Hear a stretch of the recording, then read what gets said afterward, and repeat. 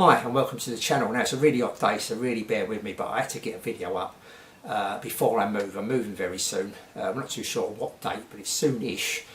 So a lot of stuff's been packed away, so that's why I haven't been about. I'm going to try and get another 1 or 2 videos, be very, very short videos, something pretty basic, just to keep it tagging along kind of thing. Today's about buying a vintage stroke second-hand HiFi. How long they're going to last, what to expect maybe, my personal experiences. I've dug out here items that have gone wrong in the time I've had them and what the solution was, how I fixed them. I'm going to tell you a little bit about that, maybe maybe a few pointers. If you know how to mend these things, then it's no problem. You're going to go out and buy one, and if it goes wrong in a week's time, you're not going to be too fussed. You're going to be able to mend it in a month's time, in a year's time, etc. But if you've got no idea how to mend it, maybe some ideas, and maybe what to stay clear of, what to look out for, because in 2 weeks or a month's time it goes wrong, then you're in a position where you're going to have to go and try and get it fixed. There's not many of these second-hand HiFi shops about, I don't think, second-hand repair shops kind of thing, or repair shops, whatever you want to call them, that you can go and repair. Now go and get stuff repaired, shall I say. They're not easy that's to find. So I'm going to go through the items. These are all items that I've still got in my collection. They're still here. These are 4, there's 2 others as well. We're going to talk about it, so let's get on with it. Okay, so I've got 4 units here that I've still got. There's one more upstairs and I forgot to bring it down. Camera's been playing up, so I don't want to take a chance, turn the camera off, bring it down, it decides to stop again. Let's just crack on with it, because it's been pretty hard work today, to be honest with you. It's been very hot and the camera's been temperamental, not getting a lot of light in here. It's just the way it's not got a lot of room, but bear with me. We're going to talk about the units that didn't work and what I did to mend them, and maybe things to look out for when you come to buy your particular unit. As we go along, it's all going to come in the conversation, hopefully. Like I say, 34 units I bought, 7 went faulty within a reasonably short period of time. Something you can quite easily expect buying a second-hand or second-hand stroke vintage unit amplifier receivers we're talking about today. So the first one's a Sony STR V3L receiver. I'm going to put a little link at the top. That's my review of it that I did when I had it, but I had it a little while, not long, when I picked it up. It was working fine, and I think within 2 or 3 weeks one channel went dead. Now I had a little tinker around, obviously trying to mend it, etc., and it had me baffled for a little while. And I looked up, now and again, it's worth typing in Google what causes this, what's causing that, or a fault in the actual particular unit. And a couple of times it come up on forums, etc., that these Sonys use fuse resistors in the circuit. It's a little resistor, acts like a fuse, but it's also a resistor. Over a period of time, these can come open circuit. Now it can come open circuit because it is a fuse, and it can draw too much current, etc., and the fuse could kind of pop, shall we say, and that would become open circuit, so there's actually a fault somewhere else in the unit. Or because it's old, they do, like, over a period of time, just become intermittent or open circuit. They can change their values as well. Another thing these fuse resistors can do, I don't know, say for instance there was 1k, they can suddenly go down to 500k, 500 ohms, should I say, or go up to 2 or 3k, that kind of thing. They can kind of go intermittent value wise, or completely go open circuit. So just something maybe bearing in mind with maybe some Sony stuff. That I think Sony's one of the main people that kind of use, not all the time, but do use these fuse resistors. But they can be obviously in other makes, etc. But anyway, located the problem, sorted it out, and that resistor had gone on its own merit. It wasn't the reason. There's no fault with the unit itself. The unit was fine. Everything was nice. The DC offset, the bias, everything was nice and fine on there. All the measurements and everything all worked fine. It had just gone open circuit of its own accord. So that was mended, and I subsequently sold that unit. I was going to do a couple of other little tests and reviews and sound things. I just didn't get around to it. It's quite a big unit, had quite a few things at the time. I think not a lot of space. It's kind of, I think, well, that'll do for the time being, and I kind of got rid of it. But that's it. So just that one review of that little thing on that unit. So that was mended. Like I say, I only did that 2 or 3 weeks.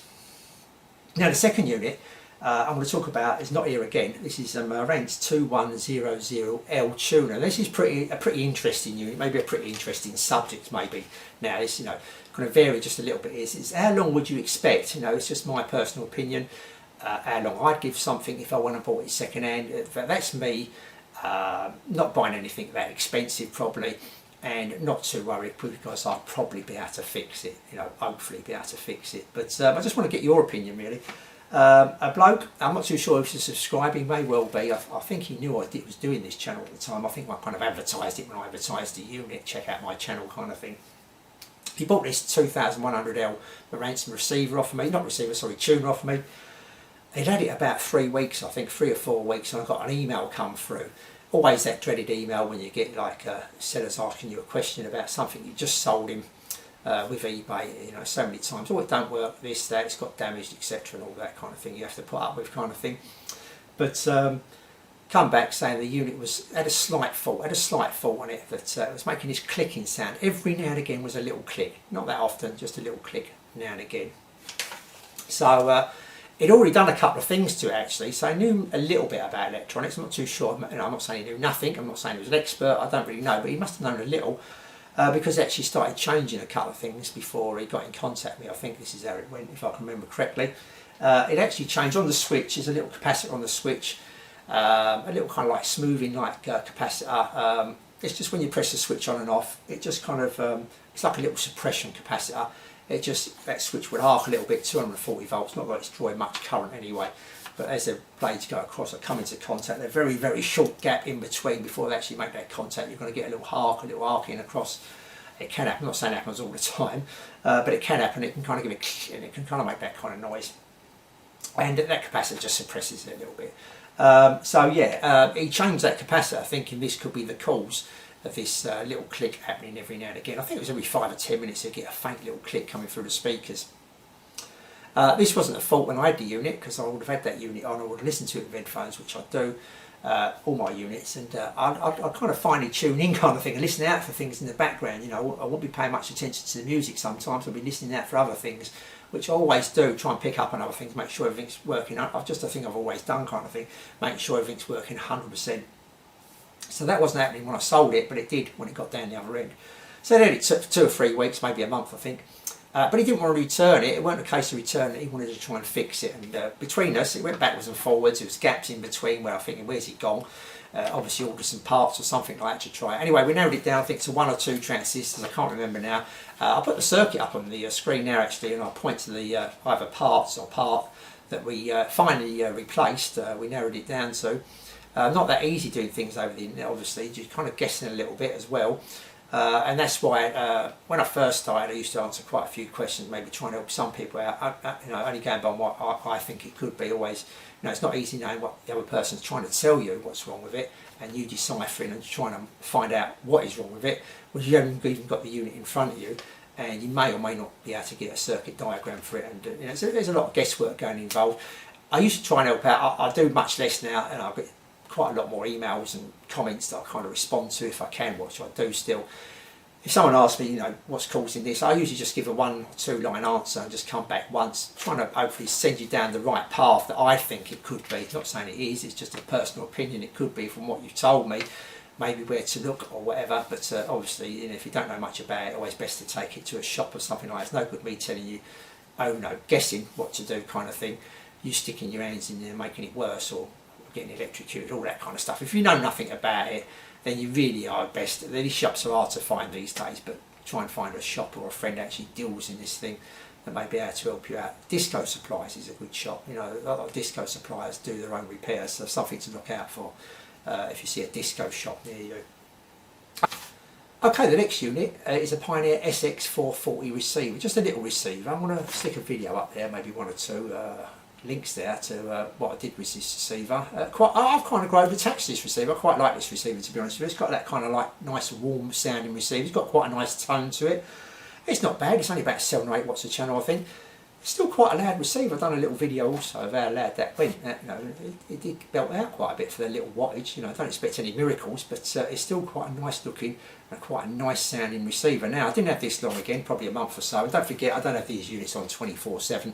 They're sometimes put away, and I'll bring them back out just to test speakers with, etc. Bring a few different models out to kind of give me an idea of how different speakers, you know, how they sound with different speakers and how the speakers sound, all that kind of stuff. But yeah, so it could well have gone wrong within a few days. I've had it on continuously, but the problem I've got with that is that the tuner kind of just disappears. It's kind of on 1 minute, you listen to the tuner, then it kind of just wanders off and completely dead. That's on AM and FM, so I was actually going to do a little video of that and me trying to mend that.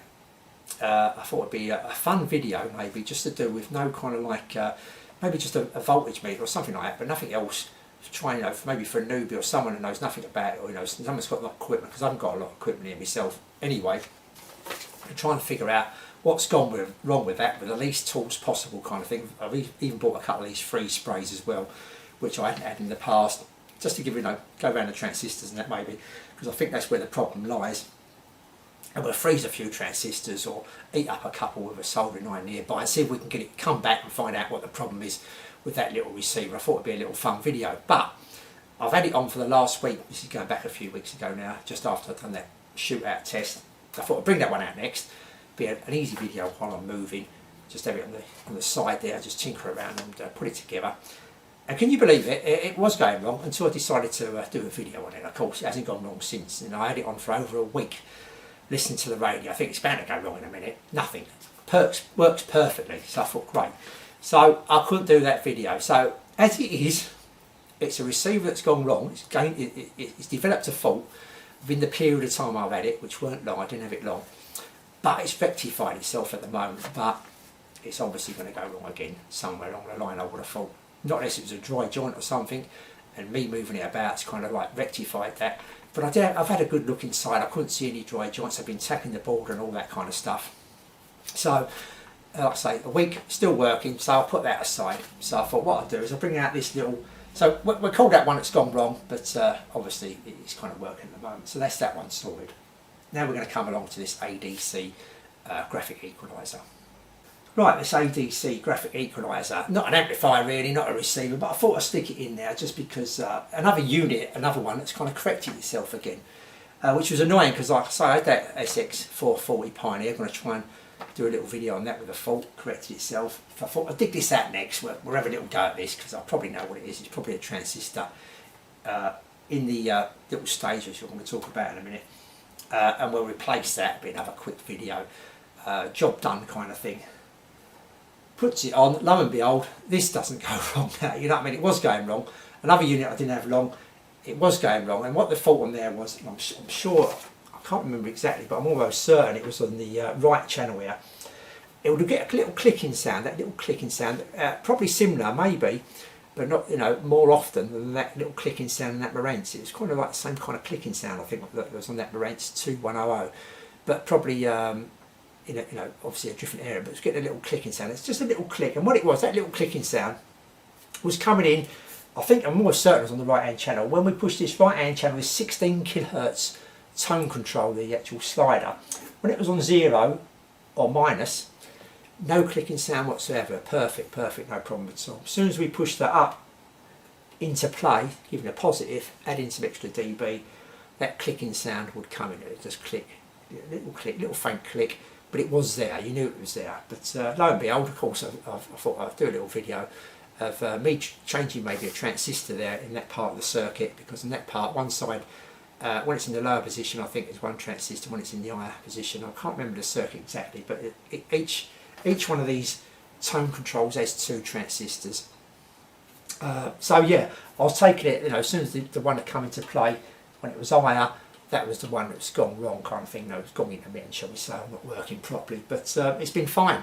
So I did just want to change it because I wanted to do a recording of that clicking sound, so hopefully you could pick it up and hear it, and obviously a recording once I've mended it, if that was the case, it was that transistor. I'm almost certain it would be that transistor, but of course it hasn't gone wrong, so that's another unit that did go wrong, and it's kind of corrected itself, but obviously at a later date it's probably going to go wrong again. So that's that unit, that's that ADC graphic equalizer. So what we're going to do now, we'll come down underneath, I think we'll go to this Marantz 2216B receiver. Okay, just before I go on to that Marantz, you said you were going to give me a couple of tips maybe along the line. What I want to say is if you're going to buy something, obviously you kind of got an idea what you're buying, but the more complicated it looks at the front, the more buttons and all that on the front, obviously the nicer it looks, what you're going for, the old vintage look maybe. If something goes wrong, especially the more higher wattage ones as well, if you're buying something, well, maybe 100 watts a channel, 150 watts a channel, or something like that, there's chances are that, especially receiving that, they're going to pack so much in there, so much to pack in the box, all tightly packed, that if the fault happens and you have to send it away to get repaired or take it to a shop, it's going to take longer, and of course the longer it takes, time's money kind of thing, it's going to cost you more. So maybe just bear that in mind if maybe you're looking for something maybe looks a bit more little bit like this amplifier, a little bit less involving, a little bit less on the front kind of thing, less buttons and that. Less wattage as well. For, if it went down to 10 or 20 watts, they're going to be easier probably to, no, cheaper maybe should I say, to fix, for someone to fix, and cheaper for you to get fixed kind of thing. Just something to bear in mind. But obviously if you've got your set, you want a great big chunky thing like that, bear in mind, it's probably going to go wrong, and maybe look up online some common faults for that particular unit you've got. How many times people mention that, give you an idea where some models you won't see much about online, a bit more reliable maybe than some other models where you see nothing but that, maybe Pioneer or something like that. I'm just guessing really of a mate, but just saying Pioneer, the common fault in this, and it's in so many models, it's always a common fault kind of thing. Just something to look out for, may give you an idea, maybe swing you, especially if you've got 2 or 3 in mind. You may have 2 or 3 different receivers or 2 or 3 different amplifiers, you can't make your mind up. Maybe if you go online and have a look at common faults, or maybe have a look at what's inside, that kind of thing, or whatever, it may sway you. You may think, oh, if something goes wrong, that's going to be easier to fix, a bit less costly. Something I may be able to fix myself even, because it's probably going to be this, and they show you online how to repair it. I think I'll be able to get a soldering iron and repair that bit myself, so if it did go wrong, I'll probably be alright kind of thing. I'm not saying it's going to be that fault, but I've got a kind of chance kind of thing. Maybe just sway you into buying that particular unit over the other couple you've got in mind. Just that kind of thing really. That's the kind of tip I'll give. But there's no way of knowing how long these are going to last. Like I say, these could last forever until you kind of peg it kind of thing, or it could last 2 or 3 hours or 2 or 3 weeks and you've got a problem. It's just one of them things with this old vintage, but even newer second-hand items, there's no way of knowing. Even newer ones, there was a batch a while ago where there's a batch of 40 capacitors that was put in a lot of LCD front panel, LCD panel TVs. There's a load of batch of 40 capacitors going around, and some of these TVs in the power supply weren't lasting 5 minutes kind of thing. These things happen. Maybe just have a look online for any common faults in your particular item. Now, this model 2216B Marantz, this worked fine when I got it. It was perfect, no problems whatsoever. Quite a nice unit, quite a nice looking unit. Quite pleased with it and everything, so I've just done a couple of videos and stuck it in storage. It's another item that I want to keep because I quite like this. There's obviously better models than this out, bigger wattage ones, etc., but I still quite like this little unit. But on getting it out on another occasion to do maybe just a little test on it, or to just give it a little go where it's been sitting in the cupboard. I can't remember exactly the case. I started noticing the on-off switch was kind of like arcing. Now I'm going to show you a little video. I put a video up of me actually mending that switch that was arcing. Now when I first got it, I never noticed that. I'm not saying it didn't happen, it wasn't happening, I just didn't notice it at all really. But what I will say is that maybe when buying this second-hand stuff, that the person who had it, pretty much maybe like a car or anything else, that you kind of know how it feels, you know the kind of feel, you know how it sounds when you turn it on, you know how the engine kind of ticks over, all that kind of stuff. He may, I'm not saying he did, but he may well have had this, or you may be buying something off another seller that's kind of had it for a while and come and press the button a few times or turn the knob a few times or whatever, and he knows exactly how it kind of starts up, sounds, all that kind of thing, the feel of the unit. And all of a sudden he started turning it on, playing around or whatever, and he's kind of got a sense of that feeling isn't the same as what it used to be, and he may be thinking the unit's on its way out, you know what I mean, it's not going to kind of last much longer, so that's when all of a sudden it creeps on eBay or somewhere like that for sale. Still working fine at the moment, but he's got an inkling that it may not last that much longer, or may not have a lot of life in it. He may be guessing a little bit, but just something to bear in mind, you know what I mean, people may be selling things like this, so just always got to be a little bit careful. But I'm not saying it's that in this instance, but I didn't have it that long, and the on-off switch decided to fail. It didn't fail completely, it was still usable, but it wasn't doing the unit no good. Don't forget, it's still got a little suppression capacitor across the switch as well, which kind of helped you a little bit. But when these are arcing and your kind of display's flickering and all that, and you get little surges of power, it's not doing the unit much good. So first thing to do really is just change that switch. And apparently it's pretty much a good. When I was doing that NAD 3120 amplifier and a few different NAD ones I was looking through on the internet, looking at how people review them, what they thought of it, etc. So I could kind of give my idea of how I thought it sounded compared maybe to what they thought it sounded. I did notice, it kind of come up quite a lot. The power switches on them NADs seem to go quite regularly. They're quite a very common fault on them. So something maybe to bear in mind when buying one of them NADs. But on this unit, like I say, I went and got that switch. Get the proper replacement switch if you can. It wasn't that expensive. I think it was about £15 or £20, but it was worth it. I can't remember offhand, but like I say, the video on top, it may be in that video exactly how much I paid for it. But it's well worth doing. It's quite an easy little job changing the on-off switch. So that unit now is back to normal, back fully working. So that's the Marantz 2216B receiver repaired. Okay, onto this JVC VN300 amplifier. I only had this a couple of days. It was working fine, and all of a sudden I was getting this crackling sound coming out the speakers, and I thought, oh great. Where would you have been on that kind of thing? You know, I had it 2 days. Would you have sent that straight back to the seller saying it's faulty? Or in my case, I did nothing and hanged on to it thinking, well, I should be able to repair that. I was pretty confident I'd repair it, to be honest with you. Got really cocky, really, to be honest with you, and kind of like dived straight in without testing anything or anything, and replaced 2 transistors, thinking that'd be it, all lovely jubbly. And of course, it didn't work. It was still there. Anyway, narrowed it down, just getting my multimeter out and literally just taking 1 reading, I think, and narrowed it down to another transistor that could be. Replaced that transistor, and everything was working fine afterwards. And that transistor is in the soft clipping, almost certain it's in the soft clipping part of the circuit, was causing the problem of this amplifier. But you know, if you want to go and have a look at that little video, like I say, the link was at the top just a minute ago. But after repairing it, it was all working fine. But you know, it begs the question again: how long would, if that was your particular case and you couldn't mend it, you kind of like bought it, how long would you expect? You know, after 2 days, would you have sent that straight back saying it stopped working? And I think, you know, you probably would know. I'm guessing really, if you know nothing about it and you kind of bought something second hand, I don't know. Would you give? You think, well, 2 days, that's quite reasonable. And I think it's quite reasonable myself. I think to send that back saying it doesn't work.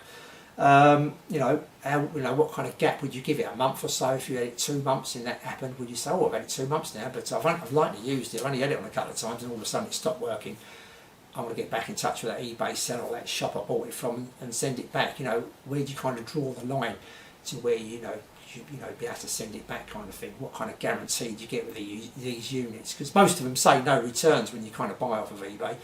You may be lucky and get some shops and that, or some place. You may be lucky on eBay. I'm not saying there isn't, but there is some sellers that do give a kind of guarantee. So I'll give a 3-month guarantee, but they're very, very few and far between, especially on this stuff here. Anyway, that's that repaired. Like I say, didn't have it that long, but all good now.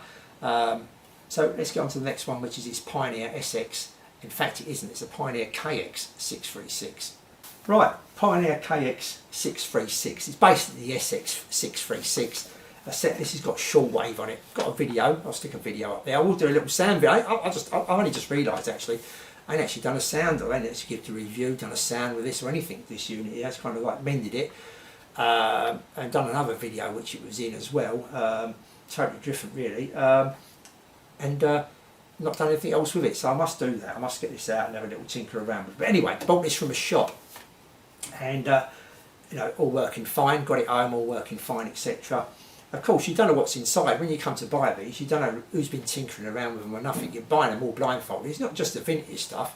I'm talking about newer stuff as well. You know, obviously I go to these forums and I've read some nightmare scenarios where people bought something maybe just a couple of years old, 2 or 3 years old, and something's gone wrong with it in the past, and the bloke, whoever's mended it, whoever had it before, took it to a shop or mended it himself, just put any transistor in there, for instance. He's turned it on and it works, and that's okay, but obviously one channel's louder than the other, or still distorted and all that kind of thing. He's put a transistor that bears no resemblance to a replacement or a comparison to the actual one that was in there. So you know, you don't know what you're buying sometimes. You know what I mean? It's always nice if especially on eBay, if the eBay sellers actually took the lid off and you can see what's inside. And don't forget, these are stereo units, so even if you can't, you can't actually see all the parts, you can probably make out the shape, etc. of each part. It may give you a clue, because I've seen some pictures on eBay where there's been a little small package like a TO92 package transistor, and all of a sudden they replaced it with a flat, I can't remember the package now, a flat kind of transistor with the heat sink on the back and stuff like that. And you could see that these were 2 vastly different kind of transistors, completely different, miles apart kind of thing. So you may get some idea if anyone's been tinkering around, if anything's been changed, by a few pictures on eBay or places like that as well. So it's always worth looking at and kind of trying to compare and trying to see what you get before you buy it. But yeah, anyway, I bought this. It was working fine. Again, I didn't have this long. I probably had it less than another item that I've had less than a month. So when we go through all these, it's probably up there, a month seems to be like where we're averaging out on here, maybe less than that actually when you average out, probably just a week or so, and the faults occur. But yeah, this had a crackling sound coming out of both speakers, and we narrowed it down, like I say in that video. I can't remember the transistor now, but 2 transistors. Actually, I narrowed it down to 2 other transistors first of all. I thought it may be going by common faults, going on the internet, common faults, a lot of common faults for these Pioneer units, these SX models. We narrowed it down to 2 transistors, and I thought, oh right, we'll replace them, 1 for each channel, and that should hopefully do it. Went to replace both them transistors, and they've already been replaced. Someone's already had that fault with the unit, and they've replaced them 2 transistors in the first place. So you know, obviously them 2 replacements could have went wrong, but had a quick look again and kind of narrowed it back. These were the driver transistors, I think, if I can remember rightly. We went back a bit towards the preamp kind of section of it, and we found 2 more transistors where the fault was, and of course replaced them, and it's working fine. But yeah, so you don't always know what you're buying. There could have been some repairs to some of these units, especially these older units, maybe compared to a newer unit. But then again, like I say, I did see on that forum a newer unit, just a couple of years old, that had been bodged up just enough to work and to kind of like pass on. So something to bear in mind. So there you go. I've gone through all the faults of the seven units that I did that went faulty in the period of time out of that 34 units I've had. So when we look at that 34 units, 7 of them, that's about 20%, 1 in 5 that's gone wrong. And don't forget, these are quite old units, so when you come into something a bit more newer, you're probably, fingers crossed, going to last you longer. You're probably going to get a bit more use out of them before something does go wrong. So just something to bear in mind when buying old, second-hand or vintage HiFi units, that you can quite easily come into problems. But going by my experience, these problems happen quite quickly. You know, within a month maybe, or less on average here. Probably if you average these out, because some of these were just a couple of days, it probably averages out to about a week or so. So you know, maybe you're in a good position. You know, if it goes wrong within a week or so, you can send it back. You know, if it goes wrong in a month, you can send it back. After that, you should be all right, kind of thing. You know, you've kind of got past that kind of honeymoon period with it, or something like that, shall we call it?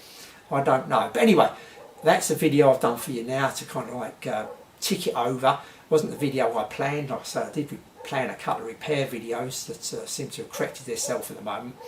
I'll try and come back in between this moving malarkey with another little video about something or the other. Until then, I'll say thank you very, very much for watching. If you stayed to the end here, well, blimey, you must have had absolutely nothing else to do today.